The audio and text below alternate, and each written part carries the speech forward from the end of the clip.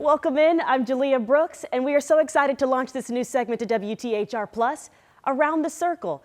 I'll be a tour guide of sorts, showing you the events and happenings around the Circle City, from culture to just all around community. We'll be highlighting some staples and gems and events, but we hope to show you something new too.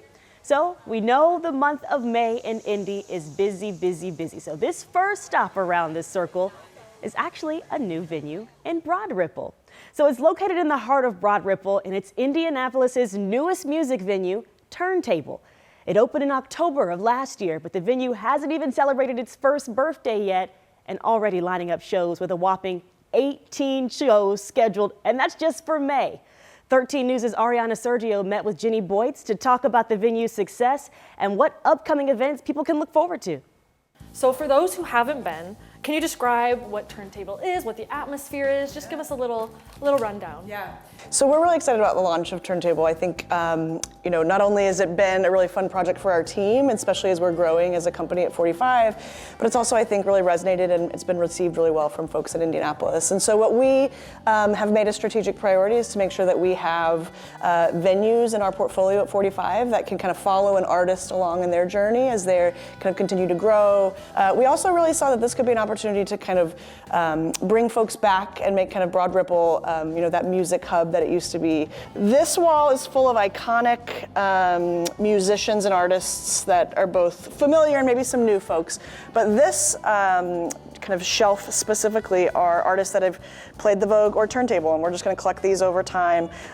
So I was just sharing that Stephen Kellogg is an artist who came and played to a full house of so many different kind of people across the city. And again, just the ways in which we kind of personalize this for both the artists and for us is we keep a signed vinyl for them. Yeah, the idea might be that this grows in this way, or that this wall itself really just continues to embody the artists that have been here. And the hope would be that, again, you see some artists here that have played here that you might see in the future, who knows, at Gamebridge or even at Lucas Oil would be amazing too. So we've collected, and our production managers collected a lot of really cool vintage hi-fi equipment, stereo equipment. And so all of this is functioning during a show.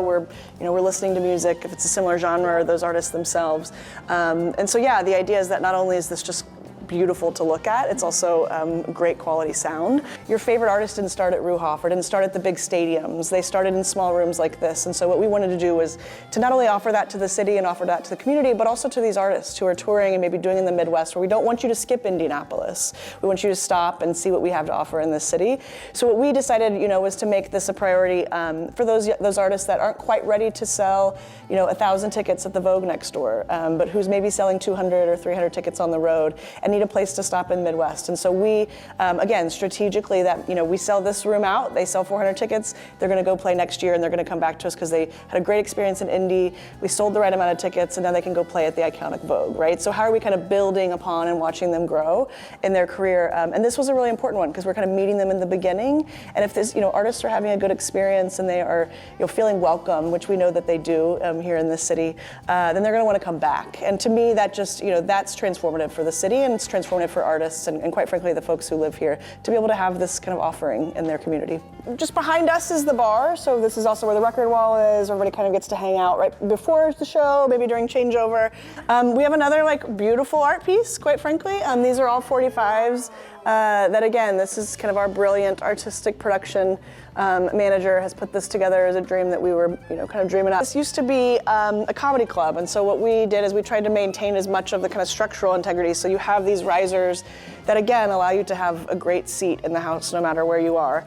And so we often kind of use this for artist merch, so you're a bit out of the way. You can go grab a t-shirt, a vinyl record if you want for this artist, whoever you're listening to.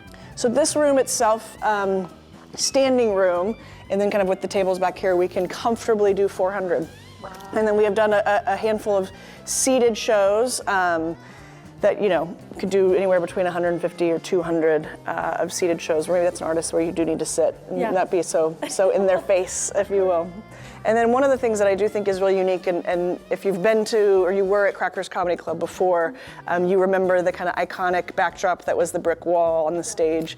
And so while we had to take out some of that and rearrange the space quite a bit, we wanted to keep this column of brick so that if you walked in, it felt familiar, yes. that you could remember where you are, and there was a bit of a memory there. Because, everybody has a Crackers show memory. At least we found and come to find that to be true. Artists and artist teams and tour managers always just kind of comment on how good this room sounds, like how well it sounds for the size that it is. Since opening Turntable, what has been your favorite memory or a moment during a show where you're like, wow, like this is what I did this for. Yeah. This is what the passion project was about. Yeah, that's a great question. I feel most excited when I see a room full of happy, safe people with their own people, or sometimes even independently and solo. And so what I think is beautiful about live music is you can share that with friends, with family, with your community, but you also can kind of sit in the corner and listen to music that will move you, that will transform you, that has some sort of nostalgic memory. So for me, it's both of those. It's seeing the person who came solo and maybe even took maybe a bit to come out of the house, but they were excited about this artist or that one song that they just wanted to hear live. But I also really tear up, quite frankly, whenever you see the younger kids come and kind of be with friends safely in a space where they can be themselves. We have quite a few dance parties here that we kind of, as an 18 and over venue, are able to welcome a lot of college kids. And quite frankly, that was missing for me when I was in college, and just being able to create that space of inclusivity and welcomeness, and you can have joy. That really moves me and feels really exciting and most important about what we're trying to do here. So we, just at a venue this size, I think we feel really lucky that there's kind of a green room for artists to come and hang out before a show, after a show, even sometimes during a show. And so again, in this kind of true vintage feel, collection of kind of unique and vintage hi-fi pieces, that's what this room is. And so really unique and creative, not only with the paintings on the wall, which are hand-painted again by our production manager, but also just the collection of things that we've been able to accumulate that, quite frankly, makes this feel a little more homely and quite familiar to artists when they're on the road, is to be able to kind of see and touch and feel some things. I mentioned we have a number of turntables here in the venue itself, and this is one of our kind of built-in prized pieces that we wanted to make sure artists had access to, and to see this works, is fully functioning. So before a show or after a show, artists can pick their vinyl from the wall or anything they brought with them. Or what I think is true, I get this question a lot about like what's the state of live music in the city and what's there maybe in the future.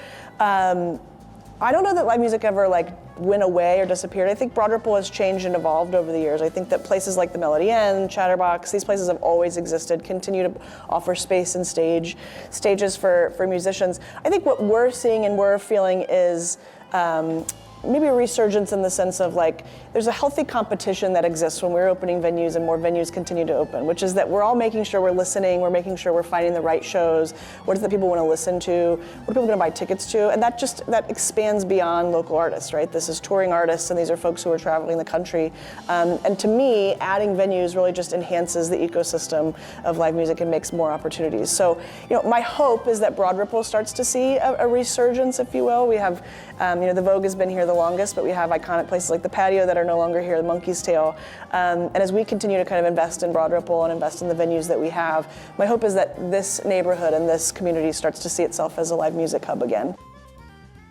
Well, if you want some more information about Turntable, you can read our full story or even get tickets to an upcoming event at WTHR.com.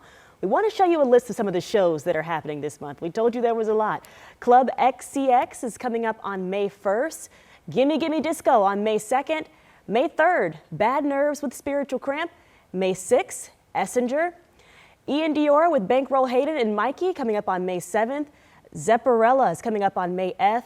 May 14th, Moonwalker and Waitress. And then May 24th, Kelsey Hart benefiting the 500 Festival. So a lot of events. Again, check it out at WTHR.com. So clearly, Indy is a pretty popular stop for a lot of touring artists, but it has its own community of creators and musicians that make the indie music scene unique. I want to introduce you to a nonprofit called the Inspire Music Collective that is using music as a way to empower youth. The organization is a little over a year into its mission of being a vibrant hub of creativity that's also instrumental in sparking change. So this is the collective. Here we have a community space where a lot of times when we gather. We just hang out. You can come in and do a Zoom meeting, Zoom call. This is a podcasting studio. There's much more to this space than meets the eye or ear. So anything from digital print media to podcasting to audio engineering and beat production. We have it here under our roof, and we kind of operate in a co-op feel for the community, but then we also do tons of free community events and initiatives and workshops for everyone to enjoy. Richard Floyd, who goes by his nickname Sleepy, is a musician himself, but he'll tell you the space he's helped create is much deeper than the music. We've also implemented several different programs centered around social justice and just reform and re-entry in certain cases. So it sounds like the music and the creative side is like the soundtrack, if you will, to your greater purpose. And like, what is the purpose or the heart of Inspire Music Collective? The purpose and the heart of Inspire Music Collective is to just be a beacon of hope for the community in whatever way we see that we can implement that. And our way is just through music primarily, but we also have seen music be a powerful tool for just transformation. Sometimes that means encouraging young people to use these studios and music equipment here as a creative outlet to process trauma, opening the door to mentorship and choosing a better path. I've heard that numerous times from a lot of youth that have experienced hardship or trouble or gotten in trouble. They said, if I would have had someone like you, OG, to come through and just say, hey man, there's a different way you can do this, or don't do that, maybe try this, we would be better off. But now we are empowering their leadership as they understand that, they may have made mistakes, but this space welcomes them and it gives them hope to create something better for themselves. And we just use all of our tools to bring it out of them. And other times it's a place for creators to just create. It's Desmond working here in the studio. Hey, Desmond. How you doing? Whether it be you want to take a piano lesson, or if you want to take a guitar lesson, or if you want to just come in and make a flyer for an upcoming event that you may have, we have resources that are geared towards community service, and we just always want to just stand as a service arm to the community and a safe space. So we have highlighted the Inspire Music Collective before and the impact that it's having on young people and how they deal with gun violence. I encourage you to check out that story at WTHR.com. But I want to show you some of the ways that you can connect with the group this month. So from Mondays from 6 to 8, you can connect with Sleepy, who I just introduced you to, for drum lessons or beat making consultations. And then every Wednesday, they host a jam session, and it's just as it sounds. There's a really cool lineup that you can check out online. That's for all ages. You could just show up ready to jam. But they have a program called Beats of Transformation, and it's an enrichment program that starts next month for 5th through 8th graders. So parents, if that sounds like something your child might enjoy, you'll need to sign up in advance. And ahead for us, we have got a taste of the sounds of indie, but how about some of the sights? I'll introduce you to an indie artist that is revving up to share his work at the Motor Speedway this month.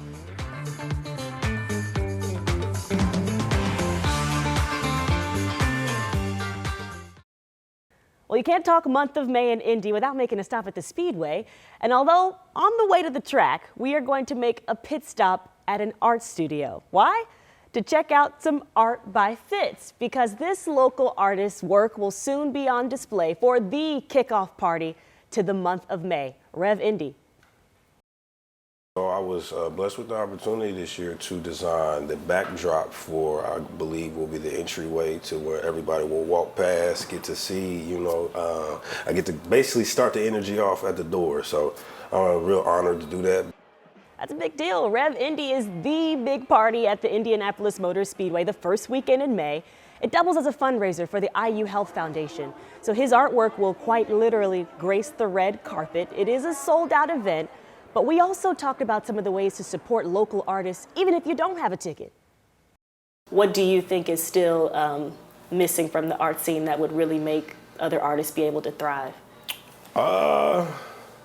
That's a good question. I guess there's opportunities everywhere, but I guess just more platforms for us to showcase all the talent here. I know most people are familiar with Butter.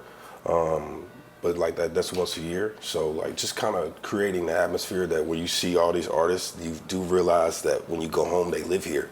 So it's just kind of creating more platforms for us to shine and showcase what we do best. So that Butter Arts Fair that he mentions features Black visual artists from Indiana and across the country.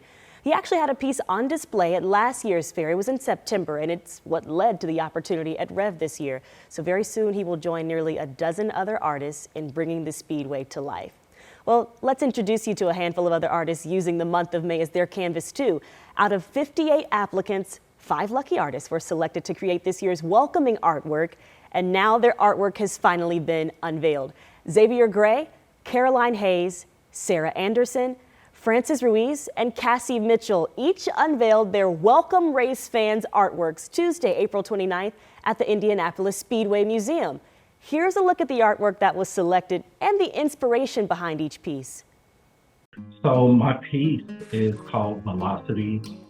It's based on my favorite pace car from the Indy 500, the 1990 Beretta. So I pulled a lot of inspiration from the colors.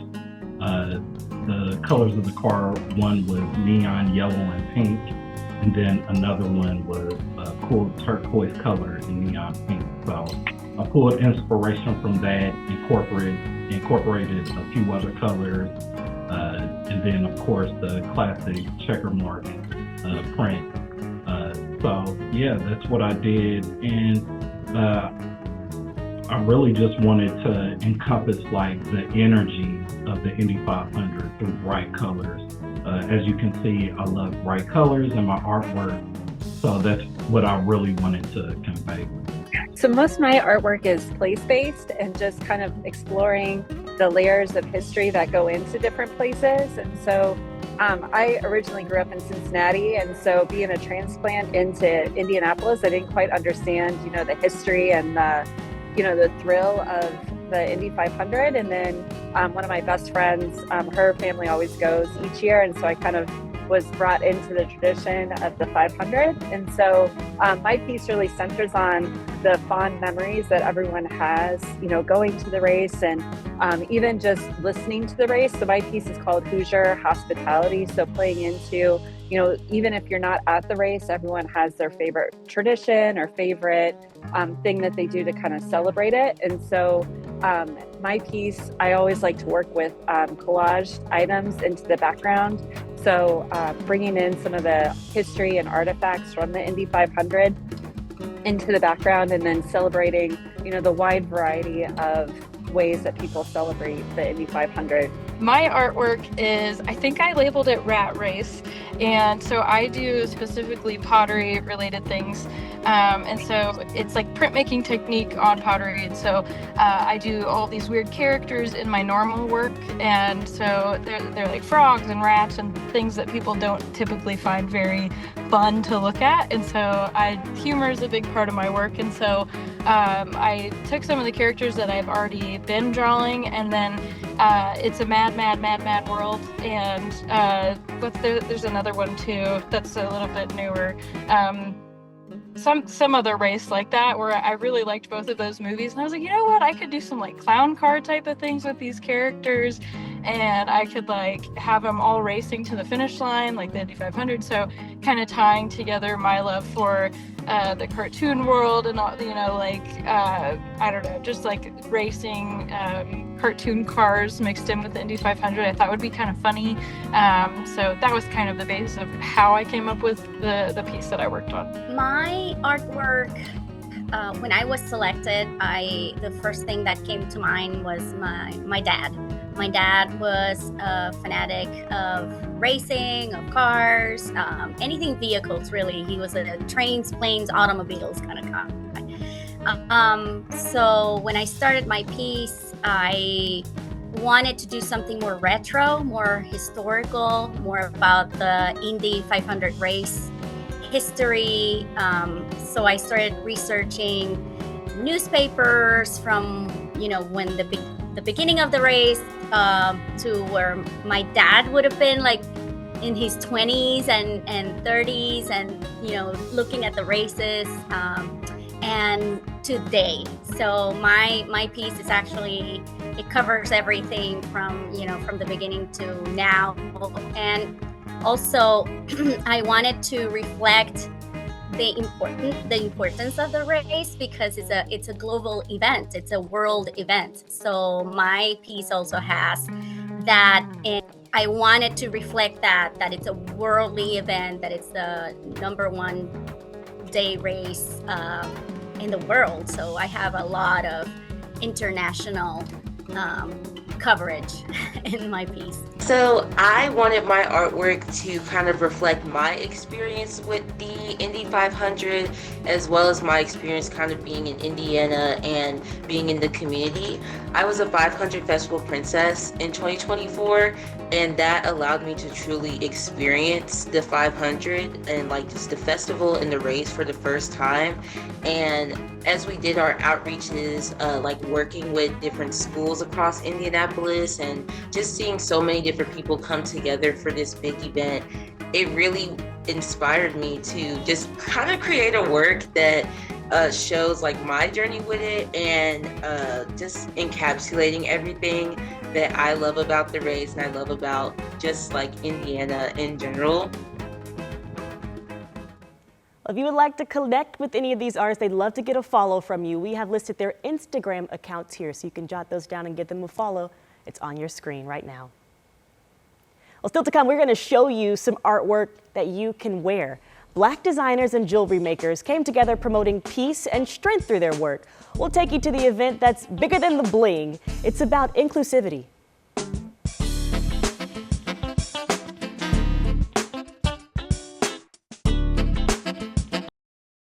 This was a cool event. Black jewelers across the Indy metro area got together to host a pop-up event, and it was specially curated to highlight Black designers and makers selling their wares and creations. The event was hosted at Zionsville's Robert Goodman Jewelers in the heart of Zionsville Village. And during the event, the shop took no commission and paused sales of their own jewelry to put Black jewelers in the spotlight. And there were so many creations on display. Lots of them even created with so much love and thought behind them. In fact, one creator, listen to her story. Regina Alcorn says that she took up the hobby over 30 years ago when she was a teacher. And now that she's retired, it's her full-time passion. Alcorn says she loves making jewelry in different mediums, and each piece is an extension of herself. Every time I create a piece, it's almost like I'm thinking about that lady. I'm thinking about that individual who buys it.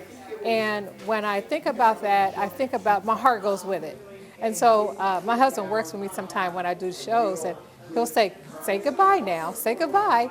And I'm like, okay, bye. And so, it's when I create, it's in the creating. The event also worked to promote the fight against discrimination. One special jeweler from Austin, Texas popped up at the pop-up. Dr. Elaine Hudson is the founder of Social Justice Jewelry. She says that her pieces carry a message of peace and strength in the face of adversity. Well, May is full of celebration, and when we come back, we celebrate culture and heritage. It is almost time for a favorite, Asian Fest. Stay with us.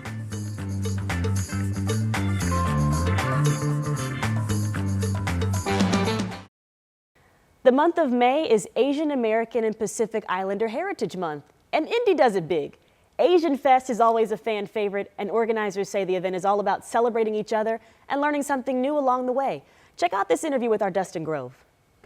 We are just days away from May, which is the month here in the U.S. when we recognize Asian American and Pacific Islander heritage. This is a time to celebrate the history, the culture, the contributions of Asian Americans, Native Hawaiians, and Pacific Islanders. And joining us to talk more about that and what it looks like here in Indianapolis is Rupal Tanawala with Asian Fest. Thank you so much for being here. Thank you for having me. So 19th Asian Fest coming to Indianapolis. Tell us what we can expect. So on May 10th, we'll be celebrating Asian Fest at Indiana Historical Society. We have lots of fun, food, live performances, but then we also have a health fair. Everything is free. Everybody can come. We will be also recognizing some of the outstanding young leaders who have been contributing to the service. And most importantly, it's a family-friendly kids event, so everyone can come. We have a free parking. and just a day to spend out with your family. Yeah. By the way, it's indoors, so we don't have to worry about the weather. I was just going to say, it doesn't matter. And it's centrally located, which is nice for everybody. I don't think a lot of people realize Indiana has been home to more than 175,000 Asian Americans and Pacific Island people representing more than 45 countries.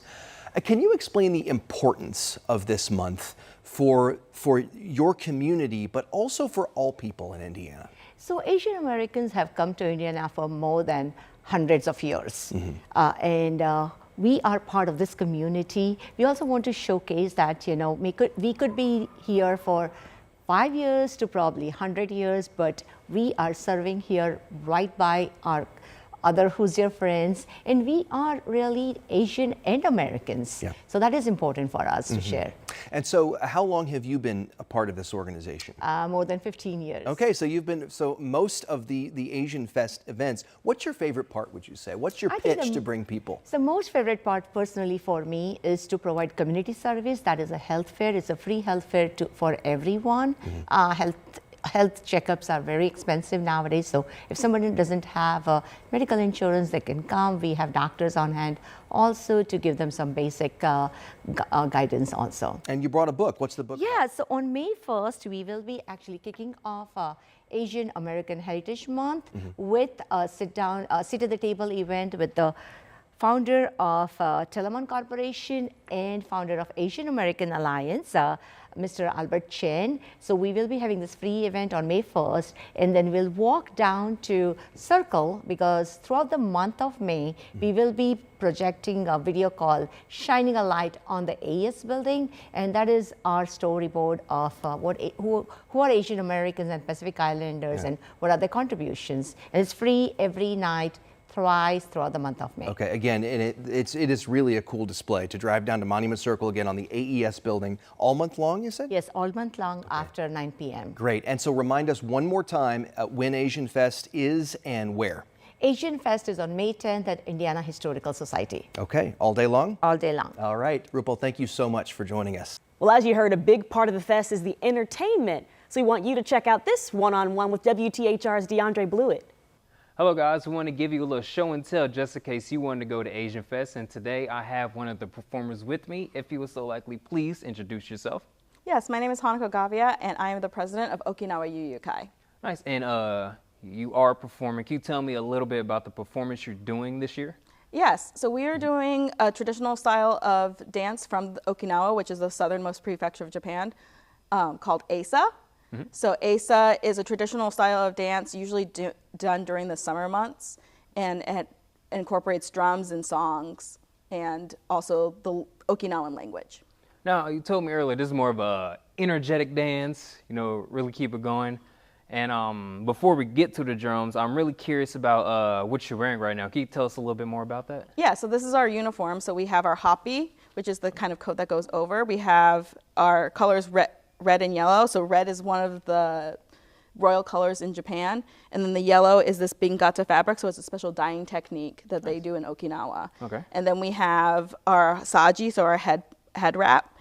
And then these shoes, which are tabi shoes. Okay, and I have to ask, are the shoes comfortable? Can you move around in them? Yes, so they're very comfortable. So actually in Japan, you see a lot of construction workers in this kind of type of shoes. Oh, okay. The shoes, the toes aren't too exposed? Like that's some sturdy material right there? Yeah, so there's sturdy material, there's like rubber on the bottom. Oh, okay. So that's specifically for dancing or doing other things. Oh, okay, nice. So I'm really curious if you could show me a couple moves or a couple things I can do on these drums. Yes, so we have two different sizes of drums. We have our shime daiko. So shime means to weave or to tie in Japanese. Okay. So because of the way you tune this, it's woven or tied. And then your drum is called a paranku. So it's a small type of drum that we use for dancing. Paranku? Yes. Okay. And then your stick, we're going to call it a bachi. Hibachi. Bachi. Bachi, excuse Yes. me. And I'm out with the yellow side up? Yes, yellow side up. So put your hands on the red. Okay. So because we're doing this like very energetic, strong dance. So another thing that Okinawa is famous for is karate. So a lot of the moves are going to be similar to karate. So you're going to have strong movements. Okay. So open your legs wide, sit down. We're going to go around your head and then hit. Ooh, I never do that. Around, hit, around, hit, around, hit, around. Good. Do you want to try one more thing? Adding one more thing on? Sure. I'd love to. Okay. So we usually have a call and response that we do. That's really common in Okinawan language. So the call is Iyasasa. Iyasasa? Yeah, Iyasasa. Iyasasa. Yeah. And then your response is Haiya. Haiya. Okay. Yep. And then I'll say Nadiche, which means one more time. And you say Haiya. Okay, so the only thing I say is Haiya. Yes. Okay. So with the rhythm, it'll go bum, bum, bum. Hiyasasa, haiya, nariche, haiya. Okay. Yep. Hiyasasa, Haiya. nariche. Haiya. One more time. Hiyasasa, Haiya. nariche. Haiya.